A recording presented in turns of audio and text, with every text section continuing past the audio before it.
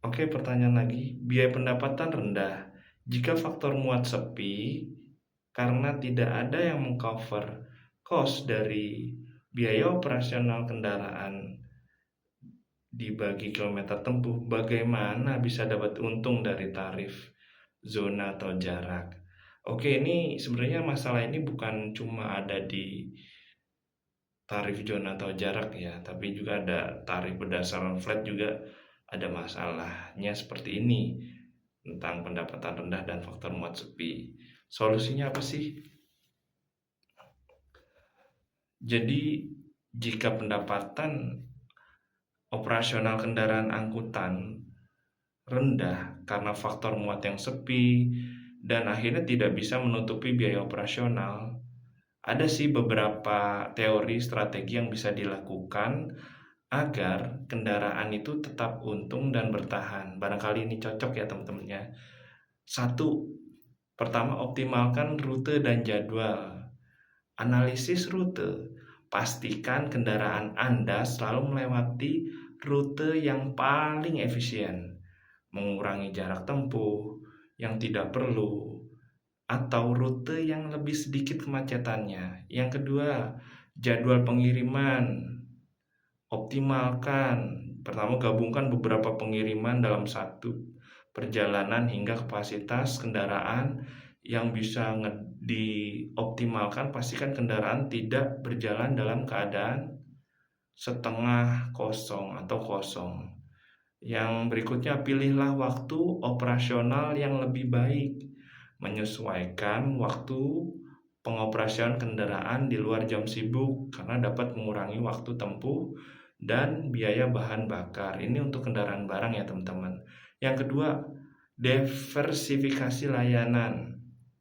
Tawarkanlah layanan tambahan selain pengangkutan barang, bisa juga mempertimbangkan untuk menawarkan layanan tambahan seperti pengiriman ekspres atau layanan door to door atau layanan logistik yang lebih fleksibel. Ini contoh angkutan barang. Tingkatkan tipe muatan. Anda bisa mencari pasar baru atau jenis muatan yang berbeda untuk mengisi waktu ketika muatan reguler sepi. Misalkan kendaraan bisa disewa untuk proyek-proyek, konstruksi, atau pengangkutan barang berat.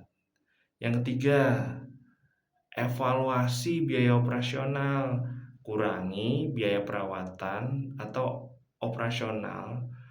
Lakukan perawatan berkala yang tepat untuk mencegah kerusakan yang lebih besar yang memerlukan biaya tinggi, suku cadang, dan bahan bakar yang berkualitas namun lebih ekonomis.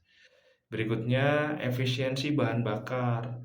Latih pengemudi untuk mengemudikan dengan cara yang efisien lah, lebih hemat bahan bakar, seperti menjaga kecepatan yang stabil dan menghindari akselerasi mendadak.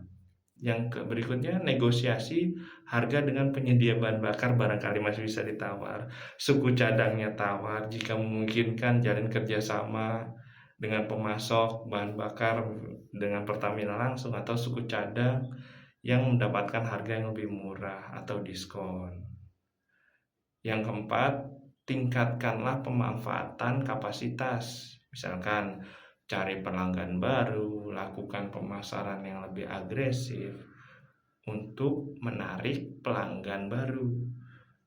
Lebih baik melalui iklan, media sosial, dan bergabung dalam platform logistik ataupun platform lainlah yang menghubungkan operator transportasi dengan pengiriman barang. Contohnya Pak Gojek ya.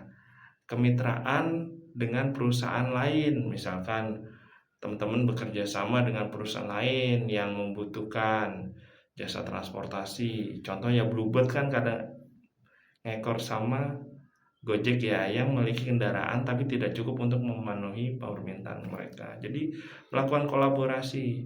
Yang kelima, menetapkan harga yang fleksibel. Tadi ditinjau kembalilah tarif kita. Jika tarif terlalu rendah sehingga tidak menutupi biaya, maka dipertimbangkan untuk menaikkan harga. Jika tarifnya nggak sesuai dengan ini, tapi tetap kompetitif. Jadi terus menyampaikan kelebihan yang ditawarkan apa. Nah, dan lebih fleksibel lah jika menggunakan tarif sistem flat. Pertimbangkan untuk menetapkan tarif berdasarkan jarak tempuh, seperti misalkan yang tadi ya, tarif zona atau berdasarkan muatan, sehingga tarif bisa menyesuaikan dengan beban kerja yang lebih akurat. Yang keenam, bisa memanfaatkan teknologi digital teman-teman, dengan aplikasi logistik atau aplikasi angkutan, menggunakan aplikasi logistik dan platform lain lah yang bisa membantu Anda mempertemukan antara muatan atau antar penumpang dengan kendaraan yang kosong, atau di dalam perjalanan kembali dalam pengiriman bisa ngangkut lagi. Nah, itu bisa menyebabkan efisiensi dan bisa menggunakan GPS atau telematika, atau membantu untuk memantau rute dan performa kendaraan secara real time. Fungsinya apa?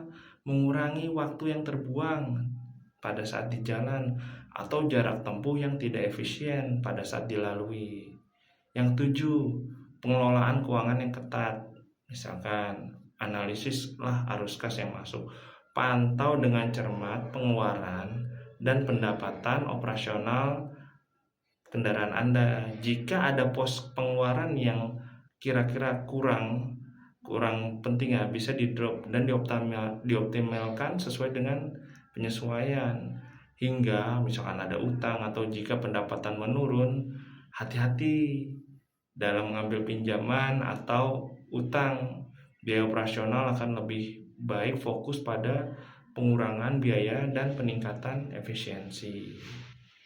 Yang kedelapan, diversifikasi. Jika jenis kendaraan memungkinkan ya, jika Anda memiliki armada lebih dari satu kendaraan, pertimbangkan untuk menambah kendaraan lain yang lebih kecil, barangkali lebih hemat, ataupun kendaraan besar kurang efisien, nah dia berskala kecil. Nah, jadi volume yang tadinya dibawa kendaraan besar dengan kapasitas kecil, kendaraan kecil aja jika memungkinkan. Dengan menerapkan kombinasi dari langkah-langkah tadi di atas, kendaraan angkutan dapat meningkatkan efisiensi operasional dan menentukan cara yang tepat dalam bertahan meskipun faktor muat sepi. Ya, gitulah teman-temannya. Semoga bisa menjawab karena banyak faktor. Jadi setiap masalah angkutan yang ada di lapangan itu memiliki formulasi yang sangat berbeda-beda karena masalahnya pun berbeda-beda. Terima kasih teman-teman. Semoga bisa menjawab.